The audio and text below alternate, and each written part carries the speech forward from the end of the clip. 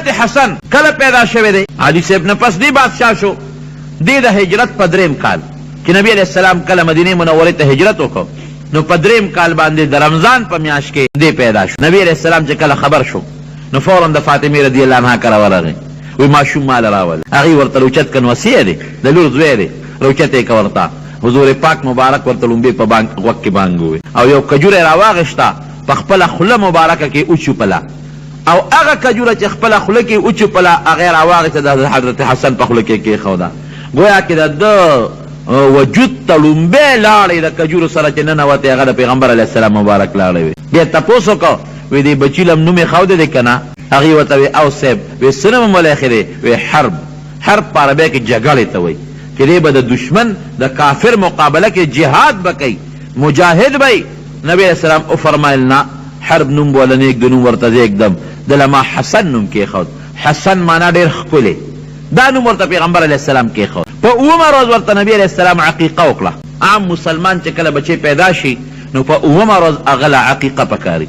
یو څو کاره په اومه ورځ پکاري. یو دا چې نوم به وله ږدي، په اومه ورځ نوم کېښودل مقرر الپکاري. خشته نوم چې کوم اسلامي نومي لکه ګوره پیغمبر علیه السلام وله څونه ښکلی نوم کېښود. حسن معنا ډېر ښکلی. د پیغمبر علیه السلام د خپلو بچو نومونه د یو زوی نوم یې ابراهیم و، د نیکه نوم یې د پیغمبر، نو د پیغمبر نوم کېښودل پکاري.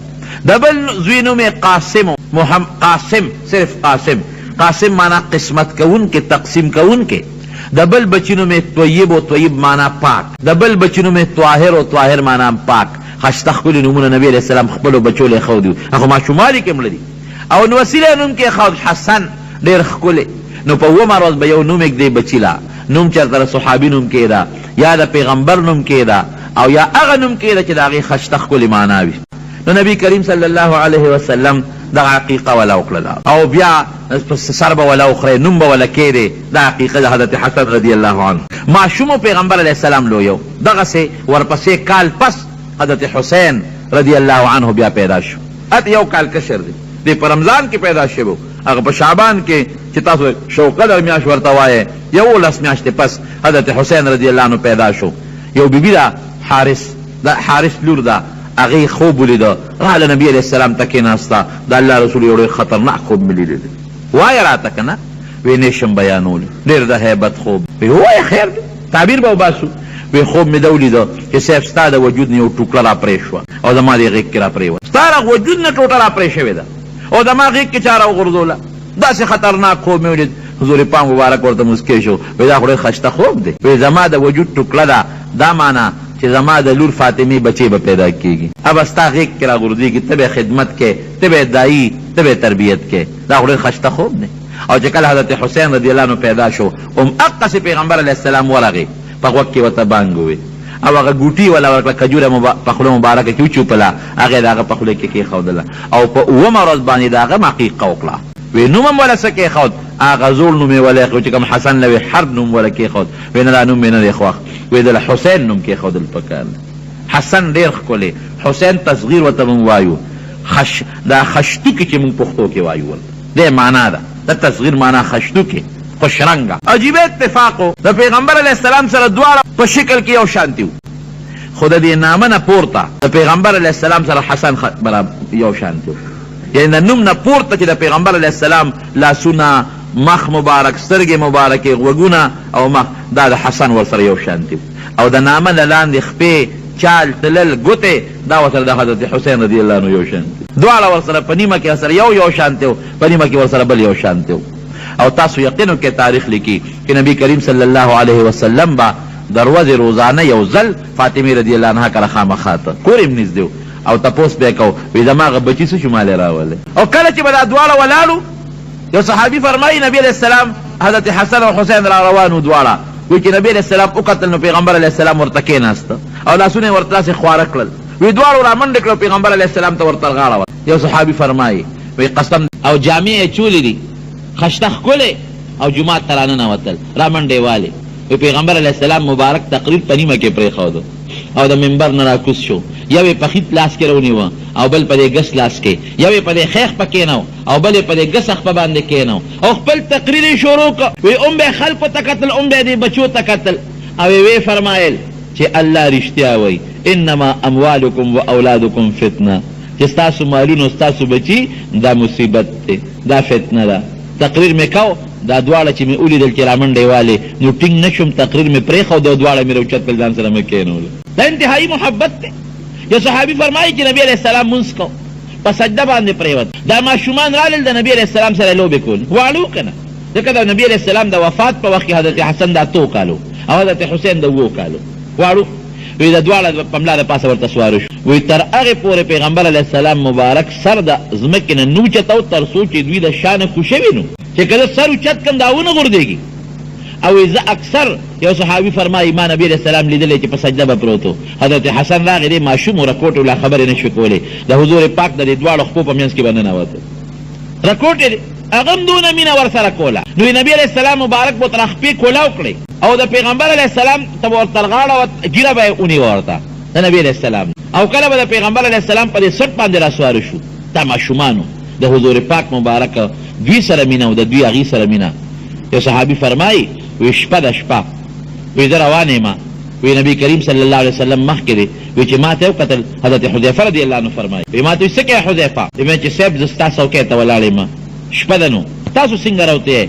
وی یو فرشته د اسمان نه راکوزه شو او دا فرشته په لومبي ځل د اسمان نه راغله او په ما باندې سلام واچو او ما له د الله له طرف نه یو پیغام راوړو. د الله رسوله څه پیغام دی؟ وی زه الله را لېږلی ما چې د خپل محبوب ته زما ووایه چې ستا دا 2 بچي حسن او حسین دی له ما د جنت سرداري ورکړه او دا خوشخبري ولا ورکه چې دې دواړو سره څوک مینه کوي الله به هغوی سره مینه کوي، دوی سره چې څوک محبت کوي الله به هغوی سره محبت کوي. دا ګوره د رب العالمین د طرف نه یو خوشخبري راغلې ده د دې دواړو ماشومانو په حق. نو واقعي دا ډېر لویه د خوشحالۍ خبره ده د هغې ماشومانو دپاره. حضرت ابوبکر صدیق رضی الله عنه په لاره روان دی او حضرت علي صاحب ورسره دی. حضرت حسن رضی الله عنه لوبې کولې، ماشوم راوچت یې او په د اوږه د پاسه یې سور کړ. پلار یې ولاړ دی علي صاحب. ابوبکر صدیق د خلکو مخکې وی قسم په الله والله شبیه برسول الله صلی الله علیه وسلم، زما د قسم په خدای چې دا ماشوم د خپل نیکه رسول الله مبارک په شان دی، د پلار په شان نه دی. علي صاحب ته سره مشابهت نشته، شکل یې د ده شان برابر نه دی، د نبي علیه السلام سره برابر شکل. علي صاحب خندل. حضرت عمر فاروق رضی الله عنه صحابه به مو سره ډېره مینه کوله د دې وجې نه چې د نبي علیه السلام مو سره مینه. حضرت عمر فاروق رضی الله عنه مجاهدینو له 15,000 روپۍ تنخواه مقرر، دله هم 15,000 تنخواه مقرر کړه. حضرت حسن رضی الله عنه چا ورته وی دله دې ولې مقرر کړه؟ دې خو لاره کوټ یې لک دی او دا دومره جهادونه یې نه دي کړی څومره جهادونه چې نورو صحابو کړي دي. وی تاسو ته پته نه لګي دله مې ځکه مقرر کړه چې دې د نبي کریم صلی الله علیه وسلم محبوب دی. دا غن وسیل. او حضرت عمر فاروق رضی الله عنه یو ځل په منبر ناستو او څومره سختو چې خلکو به د هغه مخکې خبرې نه شوې کولی، غټ غټ بادشاهان به سر ټیټه ولاړو د رامنډه کړې. حضرت عمر فاروق رضی الله عنه صادر نه کلک ونیو، وی راکوشه د ما د پلار د منبر، د ما د پلار په منبر ناست دی، زه د خپل پلار په منبر کښېنه. عمر فاروق رضی الله عنه راکوز شو، راوچت یې که ځان ته رانږدې که بچې زما د پلار منبر خو نشته دی، زما د پلار منبر کم دی، خو ستا د پلار دا منبر د ما د پلار منبر دی که نه. راوچت یې که او ځان سره یې نیولی دی او بیا ورته وایي بچې دا راته وایي چې دا درته چا ویلې وه دا خبره؟ وی ما ته هېڅ چا هم نه وښولې. وی نه دا راته وایي دا تا رضا نه ده کړې چا به درته ویلي؟ وی نه ما ته هېڅ چا هم دا خبره نه ده کړې. دومره به صحابو د دې ماشومانو احترام کو، دومره عزت پې کو. یو ځل نبي علیه السلام حضرت حسن رضی الله عنه په دې اوږه د پاسه سور کړی دی، په دې اوږه یو خپې دې طرف ته راویځانده ده، یو خپې هغه طرف ته راویځانده ده. یو صحابي فرمایي وی زه ورغلم، وی مې چې صاحب ما لې راکوې نه ما ته پرېږده. وی ما وی چې ای لکه په ډېره ښه سورلی باندې سورې، نعم المرکب الذي رکبته، په ډېره ښه سورلی باندې سورې. وی نبي علیه السلام وفرمایل چې سورلي خو مزېداره ده خو شهسوار هم ډېر مزېدار دی که نه، کوم چې په دې سورلی سور دی هغه هم نعم الراکب هو، شهسوار هم ډېر مزېدار دی. نو په دې اوږه د پاسه به نبي علیه السلام کېنولو او ګرځاو به ځان سره او محبت به یې ورسره کو. دغه دنګې حضرت حسین رضی الله عنه هغه هم د پیغمبر علیه السلام د حضرت حسن کشر لور دی، ما تاسو ته یو کال کشر دی. هغه سره پیغمبر علیه السلام به ډېر انتهایي محبت او مینه به ساتله. حضرت عمر فاروق رضی الله عنه په منبر ناستو تقریر یې کو، یمن نه چا جامې راوړی، نو هغه جامې یې په صحابو تقسیم کړې. یېري دې درمیان کې د جمعې ورځ د حضرت حسن او حسین راووتل. او چې خیال یې راغی ما خو نورو هلکانو له جامې ورکړې، دوی له خو مې ورنه کړې، جوړې خلاصې شوې. نو ډېر زیات خفه شو. چا ورته ولې خفې؟ وایي د دې ماشومانو له مې جامې ورنه کړې، هیر مې فوراً یې د یمن والي ته خط ولېږوي، 2 جوړې هغسې اعلی راولېږه زر، نه هغسې 2 جوړې ورته راولېږلې، یو یې حضرت حسن له ورکړه، یو حضرت حسین له. نو بیا چې په منبر کېناست وایي اوس خوشحاله شوم. ولې؟ وایي د نبي علیه السلام په نوسو مې جامې ولیدې خشته ښکلې، نو اوس خوشحاله شوم. او چې مشوره به یې کوله د مشرانو صحابه کرامو سره، نو صاحب حضرت حسن او حسین کبرا للکې به ناستل، عمر فاروق رضی الله عنه به دا ورته نه وي چې پاسې د دوی سره مشوره کوم، هغې به یې کېنو.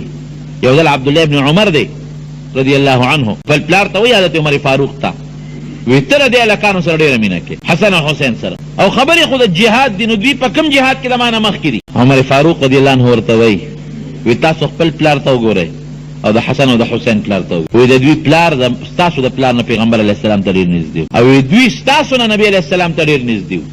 نو بچې د پیغمبر علیه السلام د خوښۍ د وجې نه دوی سره د ډېره زیاته مینه او محبت کوم. تخا پکې دومره ډېره وه حضرت حسن رضی الله عنه کې چې یو ځل په لاره باندې روان دی، یو حبشي غلام و، هغې حبشي غلام سره تور غلام و، نو د حبشي غلام هغه ډوډۍ نه به یو نوړی خپلې خولې ته اچوله او یو نوړی به یې راغېشته سپیله بیا به یې نوړی ماته کړه خوله کې به یې واچوله، بله نوړی به یې سپیله ورکړو، نو نیمه ډوډۍ په خپله وخوړه او نیمه سپي وخوړه. حضرت حسن رضی الله عنه چې راغی ویې لکه دا سپی د شړه نه چې ډوډۍ یې پې نیمه خلاصه کړه، دا دې څه وکړل؟ دا به دې شړلی و که نه؟ ځان ته دې درولو، نیمه دې خپله وخوړه، نیمه دې سپیله ورکړه. حبشي غلام ورته وایي څنګه چې زه د الله بنده یم، د الله مخلوق یم، دا هم د الله مخلوق، زه م اوږي وم او دا م اوږي، نو ما ته دا خبره ډېره بده ښکاره شوه چې زه خو د خپل ځان په دې ډوډۍ موړ کړم او د الله دا مخلوق اوږي دی داسې اوږي پرېږدم. وایي دا باغ ده، وایي ته څوک یې؟ وایي د ابان ابن عثمان غلام یم، د حضرت عثمان رضی الله عنه د زوی غلام یم. وایي دا باغ د چا دی؟ وایي دا هم د هغه دی. وایي دلته لږ ودرېږه زه راځم. لاړه د حضرت عثمان رضی الله عنه هغه زوی له ابان له، وایي ستا فلانکي ځای کې چې کوم باغ دی هغه باغ خرڅی نه کېدنې واله، او ستا د هغه باغ یو غلام دی یو تور حبشي، دا دواړه را باندې خرڅ کړه. وایي ډېره ښه ده، جوړه یې ورسره وکړه، باغ یې م ترې واخېسته او غلام یې م ترې واخېست، کاغذ یې ورسره ولیکل. چې راغی هغه باغ ته هغه تور غلام هغسې ولاړ دی، سپی ورسره دی. هلکه وایي ستا دا باغ ما واخېسته، ستا د مالک نو ته مې واخېست. دی ورته پاسېد، دی حضور ټیک شو چې تا زه واخېستم خو ستا غلام یم، چې څه خدمت یې ستا به کوم، د الله به کوم او ستا به کوم. وایي ستا هغې خبرې په ما ډېر لوی اثر وکړ، نو د الله د رضا دپاره ما ته آزاد، او چې دا کوم باغ مې واخېست دا مې تا له خیراتي درکړه، دا باغ هم ستا شو. ټوله د نبي علیه السلام نوسې دی هم هغه د سخا هغه اثر پکې پروت او ټکي نه باندې خوشحاله شو چې ښه زم د الله مخلوق یم، غلام وایي دا سپي هم د الله مخلوق دی، زم اوږي یم دا سپي هم اوږې دی. دا راته ډېره بده ښکاره شو چې د ځان موړ کړم او د الله دا مخلوق سپی دی اوږې پرېږدم. هغې نه دونه متاثر شو غلام او باغ یې واخېست، غلام یې ازاد کړ او باغ یې غله ورکړ. دا باغ مې تا له خیراتي درکړه، ځه اوس غلام به باغ کې خدمت به دې کول ستا شو، سپي مه ساته، سپي ساتل ښه نه دي خو ځه. وایي د کوم الله د رضا دپاره چې تا زه آزاد کړم او د هغې الله د رضا دپاره دا باغ دی کې ما خدمت کو، زه د دې نوکر وم، دا تا ما ته وقف کړه، زه د دې مالک کړم، خان دې کړم، نو د هغې الله د رضا دپاره دا باغ هم زه د خدای په نوم کې خیرات کړم، باغ هم زه نه کړم، زه د الله په نوم ما هم خیرات کړم. بیت المال ته چې کوم ځای کې د خوښي د الله په نوم باندې خیرات. به هر کیف دا دواړه لکان حضرت حسن او حضرت حسین رضی الله تعالی عنهما ما وویل چې د نبي علیه السلام ډېر زیات نږدې و، ډېر زیات محبت و د پیغمبر علیه السلام دې دواړو سره. تپوس به یې ولکه او ځان ته به یې را ترغاړه ایستل او ښکلول به خپله ژبه به یې د هغې په خولو کې کېښودله، دومره یې ورسره مینه وه. نو هغه حضرت حسن رضی الله عنه د حضرت علی رضی الله عنه نه پس خلیفه شو او بیا د حضرت معاویه رضی الله عنه سره جوړه وکړله، 6 میاشتې حکومت حضرت حسن رضی الله عنه سره، او بیا حضرت معاویه رضی الله عنه ته حواله شو.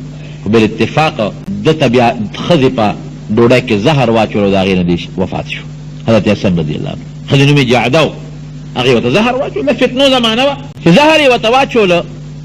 نو ورور وله راغی حضرت حسین، وی رورې څه چل در باندې وشو؟ په ما زهر وخوړل، چا راته ډوډۍ کې زهر واچول. وی چا درته واچول؟ وی ته به پې څوک یې که نوم یې درته وښیم؟ وی زه به یې مړ کړم هر چا چې راته زهر اچولي. ګوره نوم درته نه ښیم چې ما ته چا زهر اچولي، ګوره په خپل ژوند یې نوم وانه غوښت. وی ځکه وی که دا زما په چا شک دی او د ما له په یقین کې زهر را کړي نو لوی خدای پیش او دی پیش، او که د ما پې شکي زهر یې نه را کړی نو ستا د وجلو ورسره حق نه. خپلې ښځې ورته زهر اچولي، چا ته یې غږ ونه کړه چې ما ته دې زهر اچولي. چې کله بیا وفات شو نو د وفات کېدو نه مخکې وصیت وکړه خپل لور ته، وایي داسې وکړه چې حضرت عایشې رضی الله عنها نه تپوس وکړه، زما د زړه د ارمان دی چې د خپل بابا د نبي علیه السلام د خپو سره خوا کې د دفن شو.